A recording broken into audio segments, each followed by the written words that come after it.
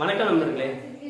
Your true nature இதில் என்ன சொல்றாருன்னா, எப்படி மரங்கள் ஆட்டோமேட்டிக்காக வளர்ந்து பழங்கள் கொடுக்கறது, ஆக்சிஜன் கொடுக்குதோ, எப்படி தண்ணி அது பாட்டுக்கு ஓடி பயிர்களை விளைய வைக்குதோ, சூரியன் எப்படி அது பாட்டுக்கு வெளிச்சம் கொடுக்குதோ, இது மாதிரி எந்த ஒரு பிரதிபலன் பார்க்காம ஒரு விஷயங்களை நீங்கள் பண்ணோம் அப்படிங்கிறோம். அதுதான் உங்களோட ட்ரூ நேச்சர் சொல்கிறாரு. எந்த ஒரு விஷயத்த பண்ணையில் நீங்கள் அப்படி ஃபீல் பண்ணுறீங்களோ, பிரதிபலனே பார்க்காம பண்ணுறீங்களோ, அதான் உங்களோட உண்மையான நேச்சருங்கிறாரு. நீங்கள் அது இல்லாமல் உங்களோட பிஸ்னஸோ, உங்களோட ஜாபோ, இல்லை வேற ஏதாச்சும் ஒரு விஷயமோ நீங்கள் பிரதிபலனை பார்த்து பண்ணீங்கன்னா அது உங்களோட ட்ரூ நேச்சர் கிடையாது. உங்களோட ட்ரூ நேச்சரை பண்ணையில் நீங்கள் எந்த ஒரு அவுட்புட்டுமே எதிர்பார்க்க மாட்டீங்க. சரிங்களா? செல்ஃப்லெஸ்ஸாக சர்வீஸ் பண்ணுவீங்க அப்படிங்கிறாரு. ஸோ அந்த விஷயத்த கண்டுபிடிங்க, அதை நீங்கள் ஒர்க் அவுட் பண்ணுங்க அப்படின்னு சொல்லிட்டு சொல்கிறாரு.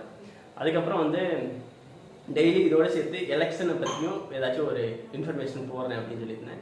ஸோ இன்றைக்கி என்ன சொல்ல நினைக்கிறேன்னா, ஸோ இந்த சேலரிஸ்லாம் இந்த எம்எல்ஏ உங்களுக்குலாம் எப்படி கிடைக்குதுன்னா, அவங்க நாட் ஓன்லி சேலரி, அவங்க போடுற ரோடாக இருக்கட்டும், அவங்க கொடுக்குற இலவசங்களாக இருக்கட்டும், இது எல்லாத்துக்குமே எப்படி அவங்களுக்கு காசு வருதுன்னா, இதெல்லாம் நம்மள்ட்ட கொடுக்குறாங்க. இப்போ ஒருத்தவங்க எம்ப்ளாயாக இருக்காங்கன்னா, அவங்க வேலை பார்க்குறாங்கன்னா, அவங்க சம்பளத்துலேருந்து அவங்க வாங்குற சம்பளத்தை பொறுத்து அந்த டேக்ஸ் கூடும். இப்போ 1 லட்ச ரூபா வாங்குறாங்கன்னா 30,000 டேக்ஸே கட்டுவாங்க ஒரு சில பேர். சரிங்களா? டிபெண்ட்ஸ். நீங்கள் ஒரு பொருள் வாங்குறீங்கன்னா அந்த பொருள்லேயும் டேக்ஸ் இருக்கும். இந்த காசு எல்லாத்தையும் கலெக்ட் பண்ணி அதை கலெக்ட் பண்ணுறவங்க யார்? கவர்மெண்ட் யார்? இவங்க எல்லாம் தான். எம்எல்ஏஸ், எம்பிஸ், இவங்க எல்லாம் தான் கவர்மெண்ட். இந்த காசெல்லாம் நம்மள்கிட்ட கலெக்ட் பண்ணி அவங்க பட்ஜெட் போட்டு அதை ஸ்கீமாக அறிவிச்சு அது சேரும். அது எப்படி ஃப்ரீ ஸ்கீம் போடுறாங்கன்னா, அவங்க நல்லா முன்னாடியே பிளான் பண்ணிக்கிடுவாங்க, எந்த ஸ்கீம் போட்டால் நம்மளுக்கு நிறைய பணம் வரும்னு சொல்லிட்டு அப்படி போட்டு வருவாங்க. அது ஒரு குவாலிட்டி இல்லாத, சர்வீஸ் இல்லாத ஒரு ஸ்கீமாக இருக்கும்.